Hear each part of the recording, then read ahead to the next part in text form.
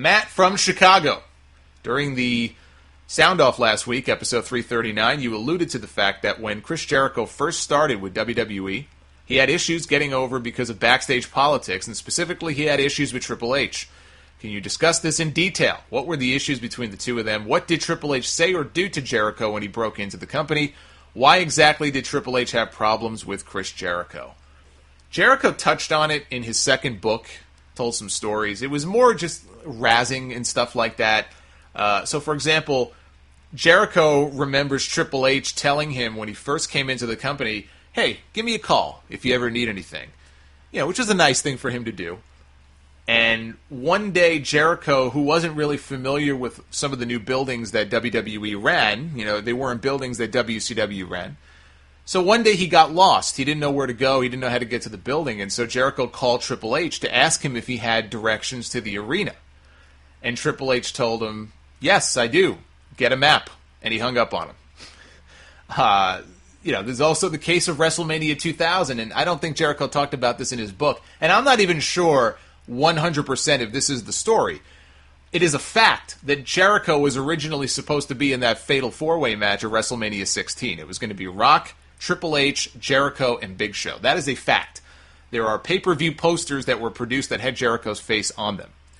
At some point, plans changed. Okay, the buck stops with Vince McMahon. He made the call. Plans changed. Mick Foley, who had just lost a Hell in a Cell match the month before and considered himself to be legitimately done, he was retired, he got called back, which made him look stupid, and he wasn't even in shape. He really had no business being in that match at WrestleMania. Foley, he did that dive off the top rope and he missed the table. He looked bad. So Foley ended up taking Jericho's spot, and I had always been under the impression from stories that I had read that Triple H may have had something to do with that. He may have influenced the decision to have Jericho removed from the main event. He's not ready, all that kind of stuff. So that also could have been some involvement that Triple H had with the early part of Jericho's career. I just think Triple H was working hard to get over as a main event guy. Okay, when Jericho came in, it was the summer of '99. That was when Triple H was first getting his first big break. Austin didn't want to lose the title to him, I guess, at SummerSlam, so he lost it to Foley. Foley dropped the belt the next night to Triple H. That was that same month that Jericho debuted, Triple H won his first WWE Championship.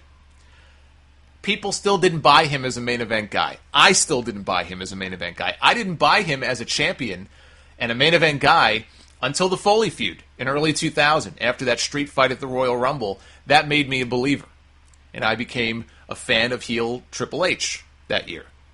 In my opinion, still his best year was the year 2000.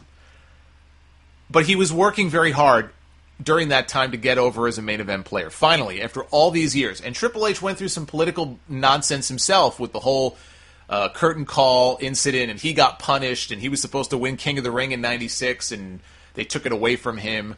So he had been through some similar stuff himself earlier in his career. And there was also a lot of competition with him and The Rock. I'm sure a lot of jealousy there. So there was that. I don't know Triple H personally. I can't tell you whether he's the jealous type or what the deal was. Certainly back then, I'm sure there was a lot of that going on. And so here's Chris Jericho, this guy coming in from WCW, this young guy with all of this fanfare. And it's not a stretch to think that Triple H saw this guy as competition. He saw his spot potentially being threatened. I know when Jericho got programmed with Chyna a few months after he came into the company, and this he does talk about in his book, Triple H and Chyna would go to Vince McMahon and complain that Jericho was hurting her in the ring, and Jericho would get chewed out for it. Well, I mean, you put a woman in the ring with a guy, what do you expect?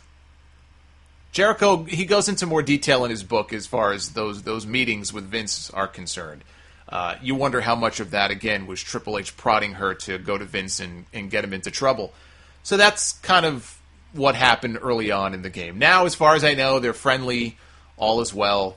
There was the story, I want to say it was back in 2007, when Jericho first came back to the company. He was gone for 2 years.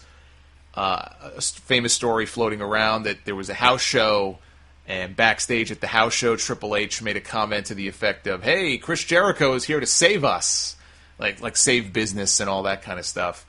So I don't know what Triple H really thinks of Chris Jericho. He'll speak complimentary of him now, as he should, because Triple H is the heir apparent to the throne. He's like the boss now in many ways. I mean, Vince is still the boss, but Triple H is an executive in the company, and he has to negotiate with these guys and work with these guys, and I'm sure he and Chris Jericho have a very good relationship now. But you always wonder deep down what they really think about each other.